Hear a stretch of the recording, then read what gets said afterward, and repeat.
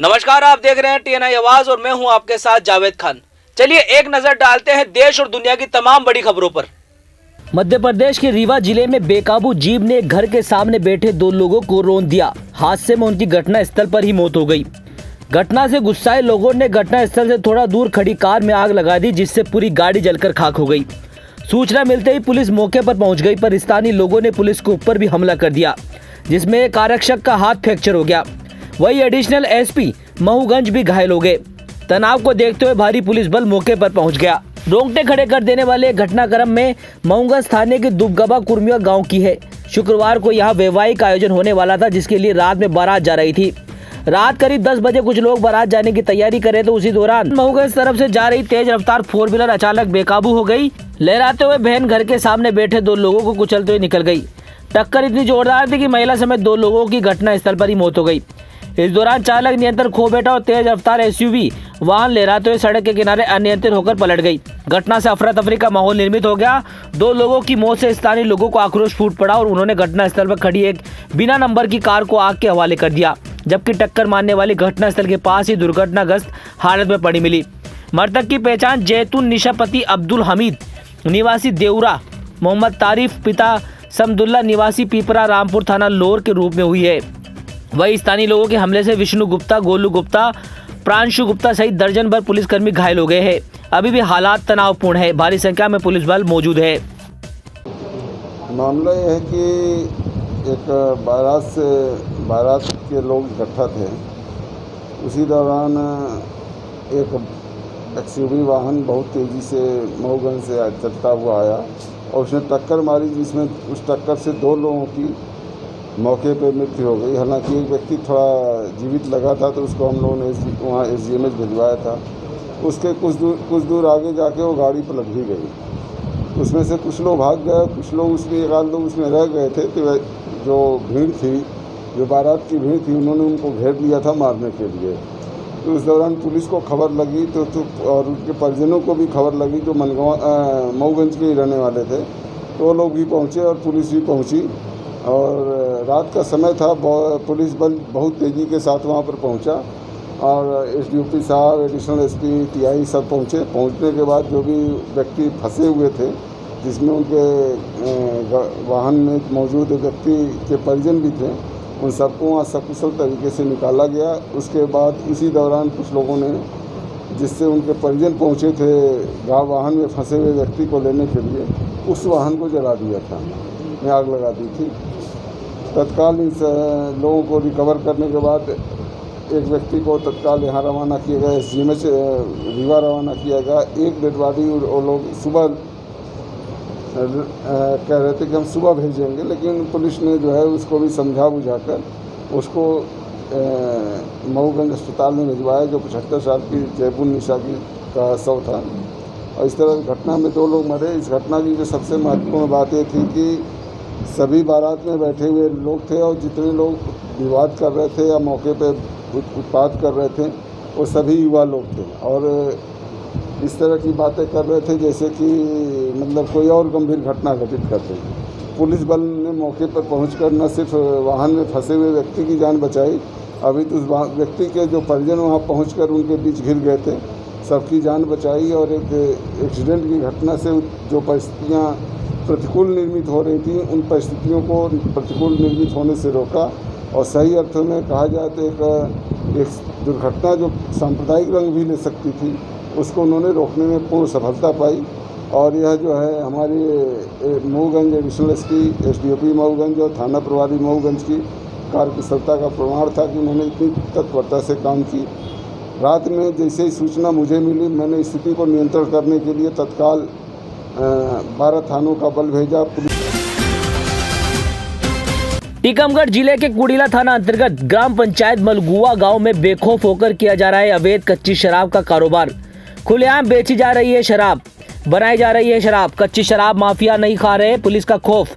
कच्ची शराब की पहचान करने के वीडियो सोशल मीडिया पर हो रहा है खूब वायरल, लेकिन अभी तक शासन प्रशासन हाथ पे हाथ रखे मौन बैठा हुआ है और कच्ची शराब बनाने वाले शराब माफिया खुलेआम धड़ल्ले से शराब बनाने और बेच रहे हैं। कच्ची शराब छोटी पन्नियों में पैक करके बेची जा रही है, जिससे आदमी पुच्ची कहता है। मलगुआ में जैसे कच्ची शराब बनाने का गढ़ ही है। टीकमगढ़ से खूबचंद सिंह लोधी की रिपोर्ट। बच्चों को बेसहारा छोड़ गए माता पिता। 15 दिनों से बच्चे घर पर अकेले हैं। माता पिता का आपस में झगड़ा होता था। प्रेम प्रसंग में बच्चों को मां ने बेसहारा छोड़ दिया, ऐसा स्थानीय लोगों का कहना है। इंसानियत को शर्मसार करने वाला मामला कन्नौज से सामने आया है। बच्चों को कोतवाली लेकर पहुंचे स्थानीय लोग। पुलिस ने बच्चों को अनाथालय भेजा है। कन्नौज के लूधीपुरी स्थित काशीराम कॉलोनी का है मामला। क्या नाम है आपका? हमारा बसीम मोहम्मद ये बसीम। 4 बच्चे जो आप लोग कोतवाली लेके आए हो, ये क्या मामला है? अरे ये किराए पे रहने आए थे, कहने लगे हमारे से रहेंगे, ये हमें दिक्कत है। और ये नहीं मालूम था कि जो भाग भूग के आए, मतलब इनकी तलाक हो गई। और ये लोग रहने लगे यहाँ। रहते रहते आरिफ आते थे। आरिफ इनके बाप हैं बच्चों के। जो रहते थे इनके लोगों में मारा पीटी होती। पति पत्नी में? हाँ, वो भगा देती थी। अब वो राजा के संग रहना चाह रही। पत्नी किसी और के साथ रहना चाहती? हाँ, राजा है सिखाने का, अच्छा। उसके संग रहना चाह रही। और मुझे यही है कि इन्हें छोड़ दें। अब बच्चों को बुरी राह नहीं रखें। फिर क्या हुआ? आज क्या हुआ? आज जो बच्चे जो है 15 दिन से करीब पड़े हैं कॉलोनी में, भूखे प्यासे हैं। अब इन्हें कौन कॉलोनी वाला देखेगा? इनके माँ बाप या रिश्तेदार लोग इन्हें देखें। माता पिता कहाँ हैं? इनके माता पिता दोनों भाग गए हैं, कोई किसी को पता नहीं है। दोनों साथ में भागे? अलग अलग? अलग अलग। बाप को मारा था माँ ने, तो वो भाग गया था। फिर बाद में माँ गई माँ किसके साथ? किसी और के साथ चली? राजा के संग। प्रेमी अपना? हाँ, कहाँ से कहाँ पर रह रहे थे ये लोग? किस जगह पर? ये लेतपुरी कॉलोनी में रह रहे थे। वैसे आरिफ हैं घबरा के रहने वाले चौबेपुर के पास में, और राजा सिखाने के रहने वाले हैं। तो आज बच्चों को कहाँ लेके आए हो आप? अब हम लेके आए हैं यहाँ चौकी में, और हम सोच रहे, कोतवाली में? हाँ, हम सोच रहे इन्हें जो है वहाँ पहुँच जाएं इनके घर वालों। सर, कन्नौज में एक माता पिता अपने 4 बच्चों को छोड़कर फरार हो गए हैं। क्या मामला है और क्या पुलिस ने इसके बाद कदम उठाया? देखिए, इस अभी प्रिलिमिनरी जो इन्फॉर्मेशन आई थी कन्नौज कोतवाली में कि एक महिला थी, अपने 4 बच्चों के साथ में रहती थी। एक बिटिया है और 3 बच्चे हैं, 3 बेटे हैं।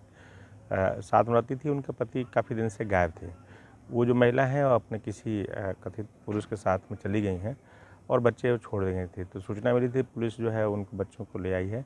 और हमारे पास पुलिस थाने के पास में अनाथालय आश्रम में जो चल रहा है, वहाँ बच्चों को फ़िलहाल रख दिया गया है।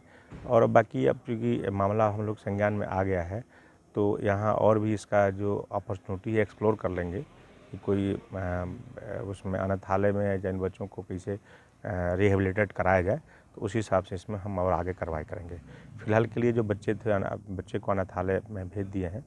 और उनके बाद से जो महिला हैं, महिला को भी किसी ने कोई सूचना दिया नहीं है कि उसका उनके लिए कि किसके साथ गई हैं, क्या है मामला। तो जब कोई इनके बारे में कोई सूचना देता है तो उसमें आगे भी कार्रवाई करेंगे।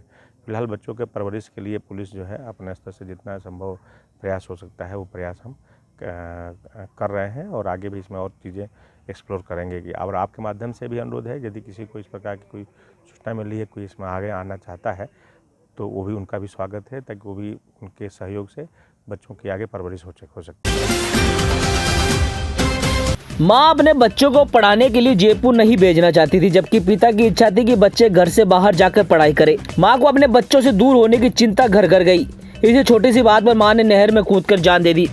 शनिवार की सुबह सुजान गंगा गहरे पानी में मां का शव मिला। शहर की सुजान गंगा नहर में महिला का शव पड़ा मिलने से सनसनी फैल गई, जहां पूजा करने श्रद्धालु आए हुए थे। इस दौरान करीब 9 बजे एक महिला का शव दिखा।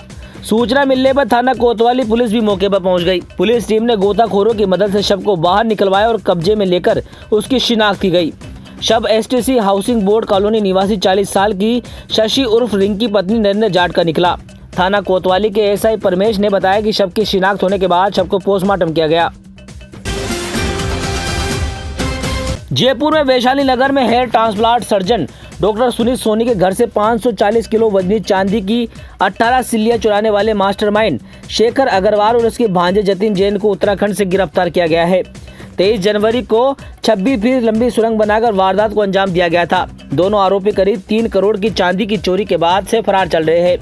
उत्तराखंड में छिपे दोनों नेपाल भागने की फिराक में थे। इसके पहले ही जयपुर पुलिस की स्पेशल टीम ने दोनों को धर दबोचा। उपचुनावों में गहलोत सरकार के लिए सिरदर्द बन रहे बेरोजगार संघ को आखिरकार सीएम अशोक गहलोत साधने में कामयाब हो गई। 2 दिन से चली आ रही वार्ता के बाद एकीकृत बेरोजगार महासंघ ने उपचुनाव नहीं लड़ने का निर्णय लिया है। इस निर्णय के साथ संघ के समर्थन से सुजानगढ़ में उतारे प्रत्याशी हुए अपने प्रत्याशियों के नामांकन वापस ले लिए हैं। महासंघ की ओर से इस उपचुनाव में सुजानगढ़ और सहाड़ा सीट से प्रत्याशी उतारे थे। महासंघ के प्रदेश अध्यक्ष उपेंद्र यादव ने बताया कि बीती रात 2 बार हमारे प्रतिनिधि मंडल की मंत्रियों से वार्ता हुई और सुबह सीएमओ में भी अधिकारियों से वार्ता हुई। मुख्यमंत्री अशोक गहलोत से मुलाकात के बाद कई मांगों पर सहमति बनी और कई मांगों पर जल्द सहमति बन जाएगी, इसको लेकर आश्वासन दिया है। इसके चलते हमने आंदोलन स्थगित कर दिया है। यादव ने बताया कि इस वार्ता में हुए निर्णय के चलते महासंघ ने सुजानगढ़ से प्रत्याशी प्रेमाराम मेघलाल को नामांकन वापस लिया, जबकि सहाड़ा सीट से समर्थित उम्मीदवार दिनेश शर्मा से समर्थन वापस लेने का निर्णय किया है। प्रदेश के सभी थानों में अपराधियों में भय, आमजन में विश्वास का स्लोगन लिखा होता है। कभी कभी पुलिस की कार्यशैली के चलते ये नारा आमजन में भय और गुस्सा बढ़ा देता है। शुक्रवार को कोटा में एक ऐसा ही मामला सामने आया। इसमें सड़क हादसे में घायल एक व्यक्ति शिकायत दर्ज कराने के लिए एक पुलिस वाला ही 2 थानों के चक्कर काटता रहा। सीमा विवाद के चलते पुलिसकर्मी एक थाने से दूसरे थाने में चक्कर कटवाता रहा। आखिर 5 घंटे बाद महावीर नगर थाना पुलिस ने पीड़ित की शिकायत ली। श्रीनाथपुरम स्थित अग्निशमन ऑफिस में अनुबंध पर कार्य करते कर्मचारी महेंद्र मेहरा दोपहर में चाय लेने ऑफिस से निकला था। ऑफिस के बाहर निकलते ही पीछे से तेज रफ्तार से आ रही बाइक सवार ने टक्कर मार दी। हादसे में महेंद्र की आंख में जांघ पर चोट लगी, दोनों हाथ फ्रैक्चर हो गए। गंभीर रूप से घायल महेंद्र को साथी 108 एम्बुलेंस की मदद से नए अस्पताल लेकर पहुंचा। फिलहाल TNI एक्सप्रेस में सिर्फ इतना ही। देश और दुनिया की तमाम खबरों के लिए आप देखते रहिए TNI आवाज, आपकी आवाज के साथ।